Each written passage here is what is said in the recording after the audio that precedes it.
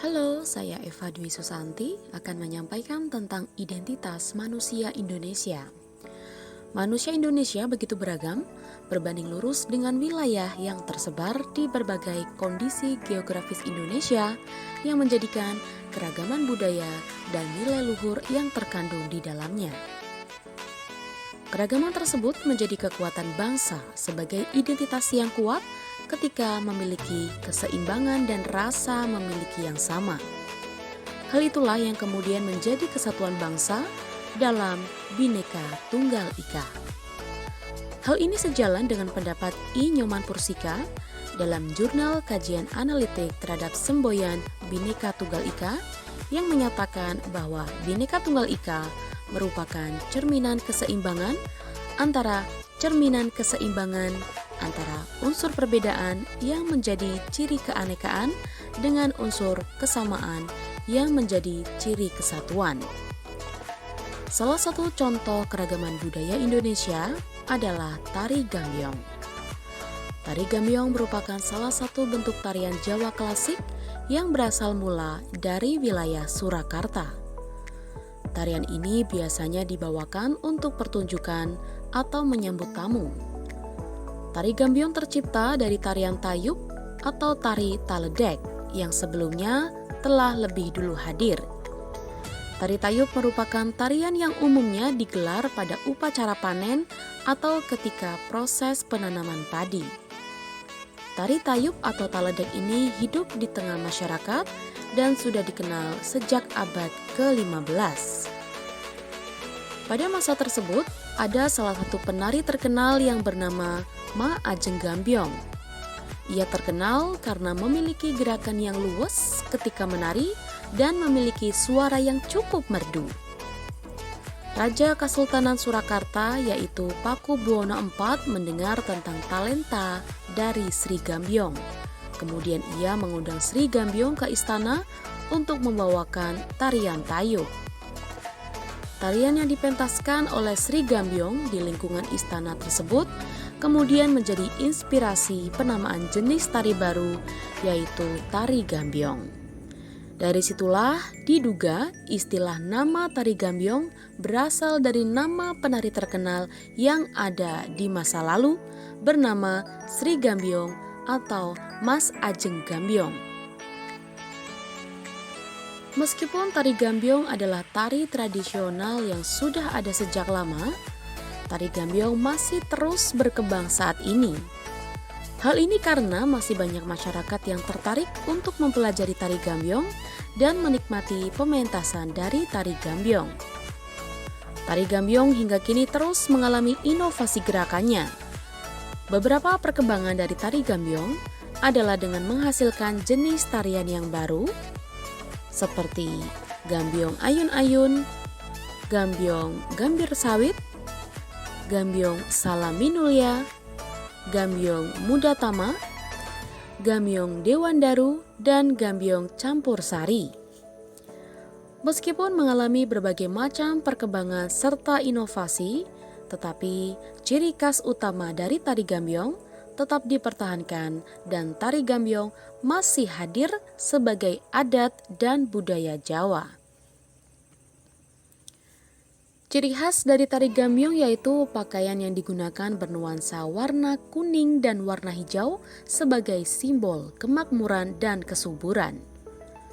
Sebelum tarian dimulai, selalu dibuka dengan gending pangkur.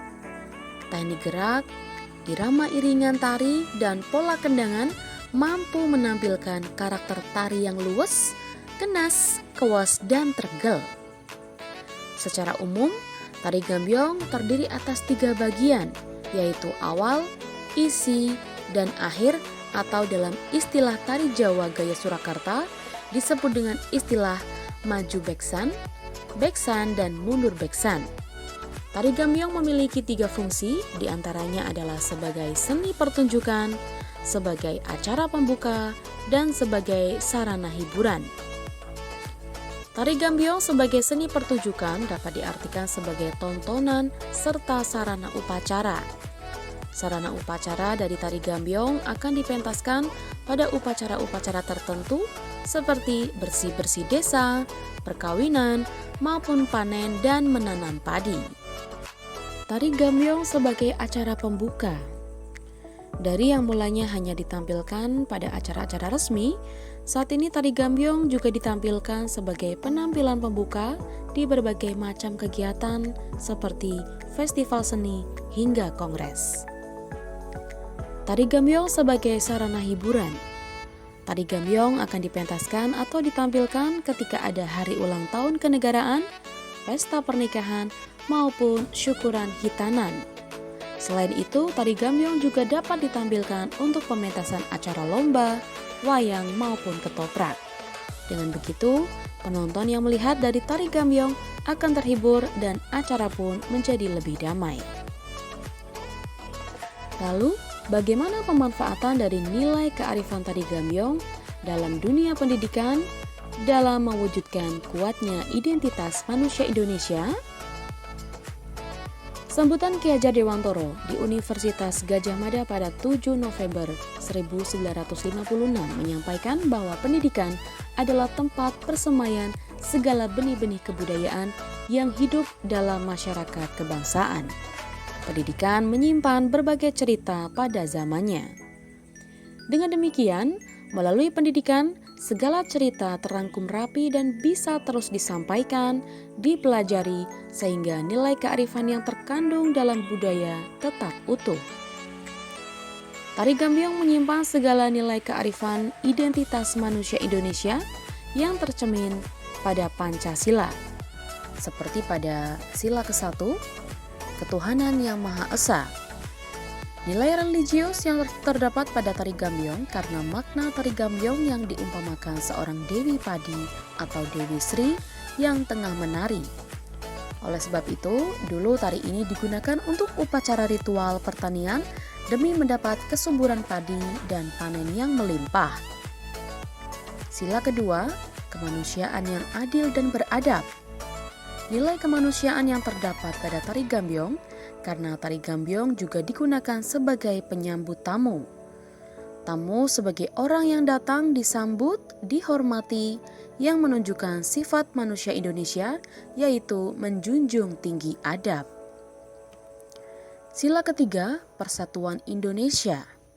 Nilai persatuan yang terdapat pada Tari Gambyong karena pada sebuah acara sebagai hiburan menjadikan semua yang ada dalam acara, baik itu pembuat acara, tamu undangan, serta masyarakat umum berkumpul menjadi satu dalam lingkaran yang sama untuk menikmati Tari Gambyong.